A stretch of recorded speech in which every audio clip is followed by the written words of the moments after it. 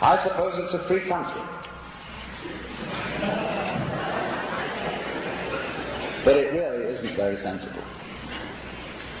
You can take risks which are not under your control, and you don't know what to do with it.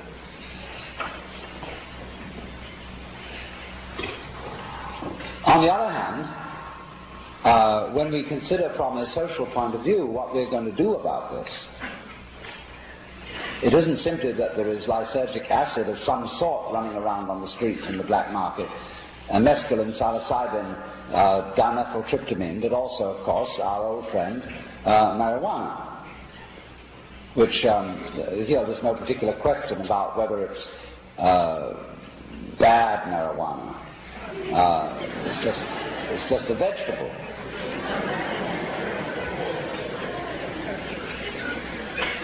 And what should be public policy with regard to these things?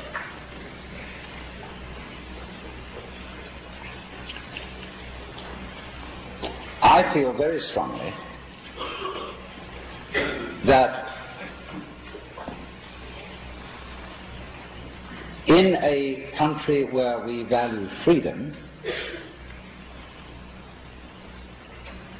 we must not attempt to legislate morality, especially morality that is simply the concern of the individual towards himself. In other words, going back to even the basic religious ideas about moral behavior, it's fundamental to both Jewish and Christian thinking that an action is not significantly moral if it's done under compulsion. In other words, if you stay faithful to your wife merely because you are afraid of the consequences of adultery, you are not a truly faithful husband. If you give alms to the poor merely in order to get yourself a place in heaven or on the roster of donors to the synagogue, you are not truly charitable. So it is of the essence of moral behavior, according to Jewish and Christian theology, that it be voluntary. So that any moral behavior which is enforced is not moral behavior as a result of enforcement. And the only reason for enforcing any moral behavior is that immoral behavior may in certain circumstances cause grave inconvenience to others, as murdering people, as robbing them, as mugging them on the streets. That, we are, I think, agreed, ought to be prevented by the police. But when it comes to whether you will gamble, whether you will have irregular sexual games, whether you will change your state of consciousness by alcohol, by tobacco, by sleeping pills, by aspirin, by caffeine, by lysergic acid, you have a certain responsibility to judge for yourself. Because if you're deprived of that responsibility, of what other responsibilities might you also be deprived for your own good? What you read? Ought you to read the works of Karl Marx? Mr. Rafferty didn't think so. And yet, how would you know what to do about a communist enemy if you didn't understand the philosophy of Marx? How do you know how to deal with China unless you've read everything written by Mao Zedong? You've got to understand your enemy, if enemy he must be.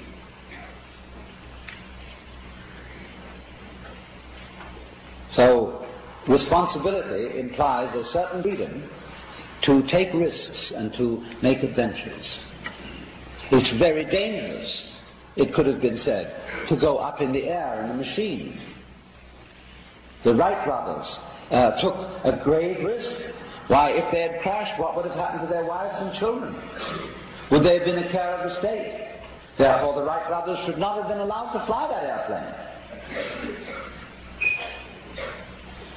And so, in the same way, you might go mad. And your wives and children no longer have your support if you took certain adventures in consciousness. It's the same problem. So, does the state have the right to tell you that there are certain risks you mustn't take? If the state does assume that responsibility, it can't be helped that the state is also saying at the same time that we must not make experiments which could possibly result in great benefits to mankind. We don't know whether they will result in this or not. The knowledge about this whole thing is not as yet certain, but we at least have the right to make the attempt. But I suggest that we don't make that attempt in absolutely undisciplined and uncontrolled situations. That the opposition to the use of these chemicals by politicians who are simply collecting votes and arousing all the little old ladies terrified by sensational stories in the press, that's all that is. But the fact remains, the hard core of the fact is, that if we are going to take dangerous adventures of this kind, it should be done absolutely out in the open, with the assistance of the best scientific and psychological and religious wisdom that is available.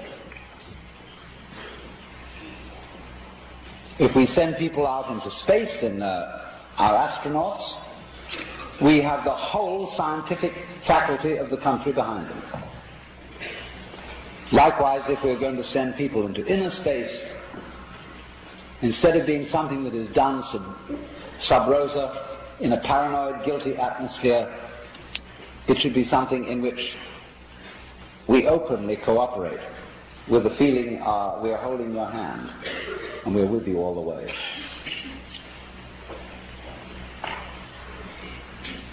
But it isn't being done like that.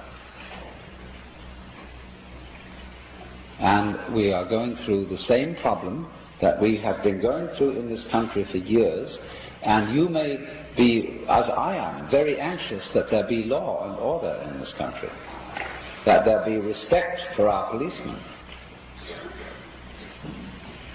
But respect for our policemen in this country ceased when Prohibition came into effect, because the officers of the law were asked to enforce things that the citizenry simply were not good enough. They became hypocrites, therefore armed preachers, and all preaching creates hypocrisy.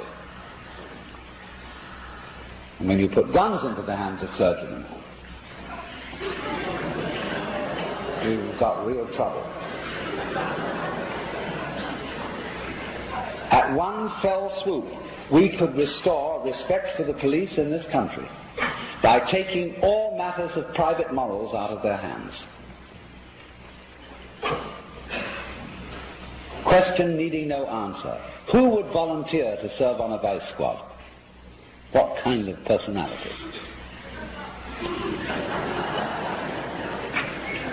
Who would volunteer to peek through holes into men's toilets to see what they're doing? What kind of personality?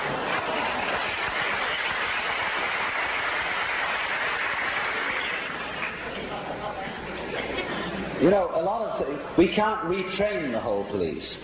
We can't recruit a new police force with college educations and anything you might demand. It just can't be done. It's not practical. There isn't enough budget, as if that really mattered, but practically there isn't. But at one simple stroke of the pen, if we remove the drug questions, the sex questions, the gambling questions, and all those sort of things out of police control and regard them simply as public health problems, respect for the police would go up like that. And we need it, we've got to have it. Because you can't be schizophrenic about your law enforcement officers and say to them, it's your responsibility to control us in ways that we don't want to be controlled. They don't know what to do. No wonder they're confused. No wonder they start acting crazy. But you've got to get behind these people and help them. And that's really.